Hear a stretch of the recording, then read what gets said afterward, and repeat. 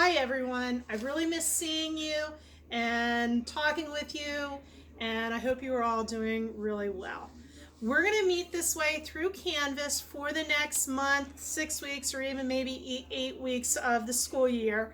And I will be teaching you through Canvas using my videos like the one I'm trying to do right now, and through PowerPoints and through YouTube videos that I can find that will help to teach my lessons as well. Every day, what you should do is check into your Canvas site. This may or may not be the one for your class, but they all look exactly the same. The first thing that you'll see underneath where it says Online Learning Mockingbird and Poetry Unit is the welcome letter that I sent out to all your parents, you as well, and you can look through that at your convenience. And then you'll have to, when you want to, you go back to home and it brings you to the Canvas page, the home Canvas page, and you're going to scroll through. You're going to go down to that module, which is the very last one. And there'll be a calendar in there. And I'm going to publish that calendar for you every 2 weeks or even sooner so that you can pretty much keep an idea of what we're going to be doing for those 2 weeks. As you can see, today it just simply says that we're going to learn a little bit about Canvas, reintroduce ourselves to each other a little bit. I want to point out to you right here that I'll be having office hours for you. Anytime you have a question during the weekday, you can email me at rmsmithers@cdschools.org. From 1 o'clock to 2 o'clock in the afternoon, and I promise I'll get back to you. And if I have to take longer than till 2 o'clock to get back to you, then that's what I'll do. So if you try to reach out to contact me, I will definitely get back in touch with you as well. If you look on to Monday, Monday says that we're going to do a review of chapters 26 through 31 of To Kill a Mockingbird, which we're going to do here in a few minutes. We're going to take a look at those questions. And then it also says that you should, for the remainder of the week, work on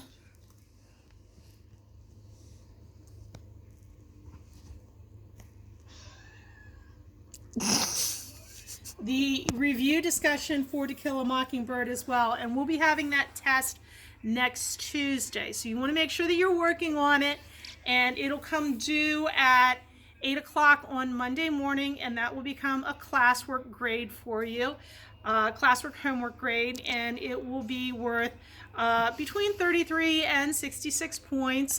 It'll be 1 or 2 points per question, so you want to make sure that you get that done and get it turned in to me. I'm going to also, on Thursday of this week, review with you for your test next week so that you're ready to take that test. And you'll take that test online, and you'll take it on a link that is published. This is the link for the test. It's not open right now, so you can't really do anything with it. It won't actually open until Tuesday of next week, and you'll have from 8 o'clock in the morning till, I believe, 8 o'clock at night to take it. So you'll have 12 full hours to take it. It is a one-sitting test, so you want to make sure that when you sit down, you have something to drink beside you, or your munchies that you want to eat, or whatever, so that you can take the test and get it all done within 1 hour. You should easily be able to do that. And you want to make sure that you review for the test through the course of this week so that you're ready to take it. And then next week we're going to start a poetry unit. And the poetry unit will actually begin on Monday. Okay, so we're going to look at these questions real quickly for To Kill a Mockingbird. These were the questions that I had asked you to complete for me before we left school back on March 12th. The first one is, what was Scout's fantasy regarding Arthur or Boo Radley? And her fantasy was that she would be able to simply treat him as a friend, that they could meet together on the porch, and that they could talk together, and that they could walk down the street together, enjoying one another's company as if he was any other man in the neighborhood and she was just keeping his company, and they could enjoy one another. Question number 2 says, what did Scout hear Mrs. Gates say at the courthouse? Courthouse, and then she said in class something entirely different. She said, that's the difference between America and Germany. We are a democracy and Germany is a dictatorship. We don't believe in persecuting anybody. Persecution comes from the people who are prejudiced. What does this tell us about Miss Gaines? Well, it tells us about Miss Gaines that she's somewhat of a hypocrite, because she believes that what Hitler is doing in Germany to the Jews, and through the Holocaust and through the attempt of eradicating the society of the Jews is a terrible and deplorable thing. But on the other hand, what is happening in Maycomb with the African Americans and the trial of Tom Robinson and being found guilty of a crime that he didn't commit, and then the acceptance of the fact that he was killed for it, that's completely acceptable. So it tells us, and it tells Scout that her teacher's a hypocrite. Question number 3 says, what happened to Judge Taylor?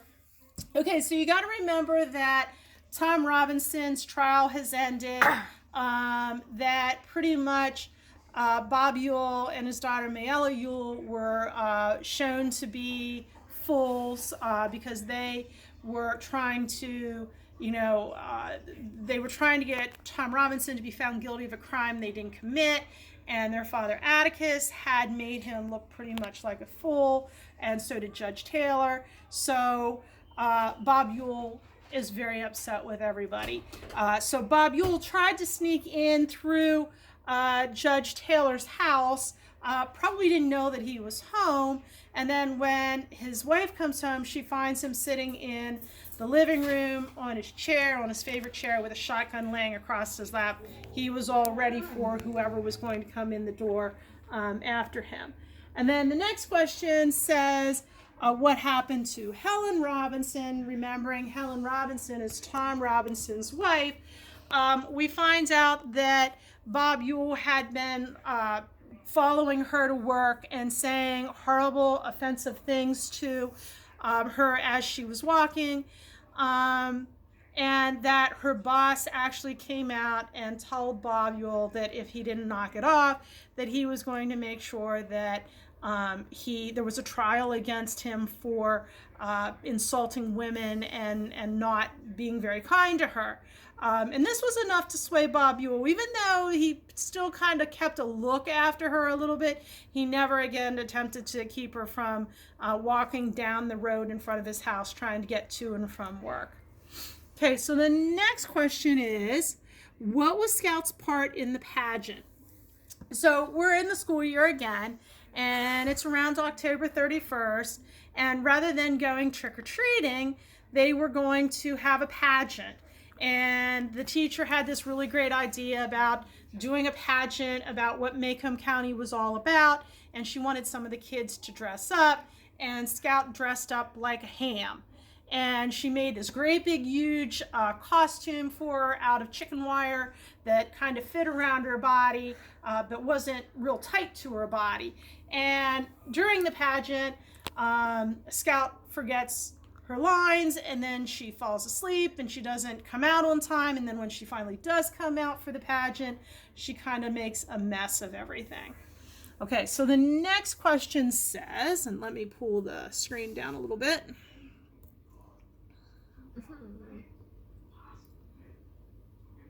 Okay, so the next question is, why did Scout and Jim not leave school until everyone else had gone? So, like I said, she didn't make it onto stage in time, and she was embarrassed by not doing that, and her teacher made her feel really badly about it. So they waited until everybody else could leave so that they wouldn't have to run into anybody, and she wouldn't feel embarrassed about how she had not participated in the play correctly and had, ruined the play for her teacher. So they left after everybody else left. The next question says, what happened to Jem and Scout on the way home from the pageant? So as they're walking on the way home from the pageant, they begin to hear a noise, and it seemed like they would walk, and then as they were walking, somebody else would be walking behind them in the same rhythm. So you could kind of hear like the shuffle, shuffle, shuffle of feet, but as soon as they would stop walking, the person behind them would stop walking as well. And then they got underneath the one tree, I think it was a hickory tree. They got underneath the one tree, and when they stopped walking, whoever was following them didn't stop walking, and that person first attacked Scout and threw her to the ground and tried to hurt her. And then when Jem came to the rescue, he started to, whoever the person was, started to wrestle around with Jem a little bit. And Scout says she remembered hearing a crack, but she couldn't really tell what was going on or what the crack was all about. And then suddenly there was another man there. So there's two men and the two kids. Jem seems to be, laid out on the ground over a ways. And then there's Scout, who's trying to get to her feet, but she has this big bulky costume on. And there's two men, and they seem to be wrestling, and somebody's trying to win, and we don't know who it is. And then finally, everything pretty much goes still, and Scout is able to see that somebody is walking through the park and onto the street, and then across the street and up the steps into her house. And she doesn't recognize who it is, but they're carrying Jem. And Jem seems pretty lifeless, so of course she's very concerned. And she runs after him. She does know that somebody else is laying back on the ground, but she doesn't know who that person is. And she runs into the house, and they put Jem into bed, and the doctor comes, and they find out that her brother Jem is going to be unconscious for a while, and then he has a pretty nasty broken arm, but he's going to be okay. So the next question then says, who saved Jem and Scout, and who killed Bob Ewell? Okay, so as they're sitting in Jem's bedroom, and they're discussing what's going on with Jem. This is my dog down here, you guys. If you can see my dog. My dog's name's Snickers. All right, and the one that's kind of moaning in the background, that's my other dog. That's Ollie, and he's pretty noisy, so he's in his crate, so he doesn't try to annoy us too much. So anyways, okay, so back to the question, who saved Jem and Scout, and who killed Bob Ewell? Okay, so Jem and Scout, Jem, like I said, is unconscious. Scout happens to look over her shoulder into the back of the room, and she sees that there's a man standing back there, and he's very pasty white looking, and it dawns on her at that time that it's actually Boo Radley who came to their defense.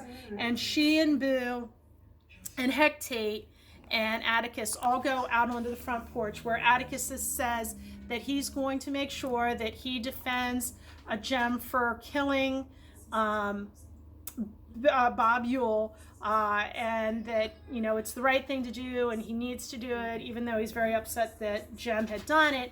And at that point, Hecate says, "You're wrong, Atticus. Your son didn't kill Bob Ewell. It was actually Bob Ewell who killed himself when he fell upon his knife, and he died that way."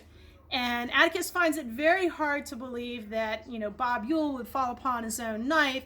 And Hecate is he tries to emphasize very strongly, stresses that it was definitely Bob Ewell that he fell on his own knife. And we kind of, even though it's not said directly, it's inferred to us that it was actually Boo Radley who killed Bob Ewell. And that's why Hecate says we need to let the dead bury the dead. And he says that it would be wrong to bring Boo Radley to trial, because if he would do something like that, then all of the women from Maycomb would go to his house and try to give him all kinds of things to eat and treat him like a hero. But that wouldn't be okay with him, because he wouldn't like that. He wouldn't be comfortable with that, because he's been hiding. He's been a recluse for his entire life. And let's go to the next question. Okay, so that was question number 9. Why did Hecate insist that Bob Ewell fell on his own knife? Number 10, Scout arranged things so that if Miss Stephanie Crawford was watching her from the upstairs window, she would see Arthur Radley, or Boo, escorting her, Scout, down the sidewalk as any gentleman would. Why did she do this? She did this so that Miss Stephanie would recognize that that Boo was just a regular person, and that he deserved to be treated as a regular person, and that people shouldn't be saying all the types of horrible rumors that they're saying about him, because he just wants to be his own person. He wants to live his own life, and he wants to be in his house where nobody can bother him. Okay, next question. And the last question says, as Scout leaves the Radley porch, she looks out at the neighborhood and recounts the events of the last few years from the Radleys' perspective. Why is that important? Okay, so she looks out across the porch, out across the neighborhood and back to her own house, and she realizes that Boo Radley isn't really the phantom that everybody tries to make him out to be, and he's definitely not this monster that everybody says that he is, and he's not a peeping Tom, and he doesn't go out and kill animals with his bare hands, and he doesn't eat them or anything like that. He's just a man who wants to be left alone, and he wants to live in his house, and he wants to be a peaceful, law-abiding man, and that's all he wants to be. And she learns this lesson is just kind of like a reinforcement of what Atticus has been saying the entire time, that you can't really understand who a person is or what a person is like until you put yourself into their shoes, and then you can find out what their life is really all about. But we can't simply look at a person and make our judgments on a person based on the way they're dressed, or the color of their skin, or the religion that they observe, or how they live their lives. All right, so that takes care of the last 5 or 6 chapters of To Kill a Mockingbird. So that brings us up to the assignment. And the assignment for the week is to do a review. So you're going to go back to home again, and you're going to go to where it says Review Discussion for To Kill a Mockingbird. And hopefully it's going to open up for me. All right, and then it has this discussion board for you, and it says, read each of the questions and then write a reply for each question. Below this post is a space called reply. Click into this space and write your reply. Each answer is worth 2 homework points. Okay, so question number 1 says, when Scout and Jem meet Charles Baker Harris, or Dill, what is their first reaction to him? Why are they not very impressed? So you're going to go down, and hopefully it's going to let me do this. Okay, there's quite a few questions, but once you take your test on Tuesday, you understand the need for all these questions. You're going to go down, and you'll click into reply, and you'll put a number 1 to stand for the question that you've just read. And the answer for this, I'm not going to type it for you. I'm just going to put it in like this. All right. But the answer would be that they're not real impressed with him because he thinks that he's pretty important. That's my daughter playing with my computer. They think that he is pretty important. They think that he is not. I'm sorry. Let me try again. Carly's distracting me. So anyways, they're not real impressed with Dill Harris because Dill is, I can't remember how old he is exactly. I think he's 8, and he thinks he's all that because he can read and write, and he thinks that that makes him, better than most people.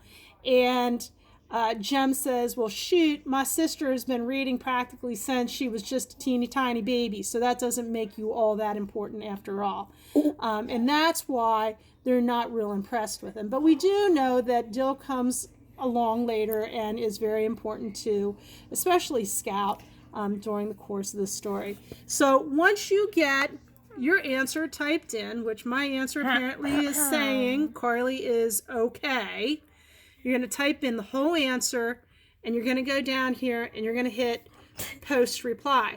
Now, if you want to do more than 1 or 2 or 3 or 4 or however many questions at a time, and then take a break, that's fine. You can always post a reply.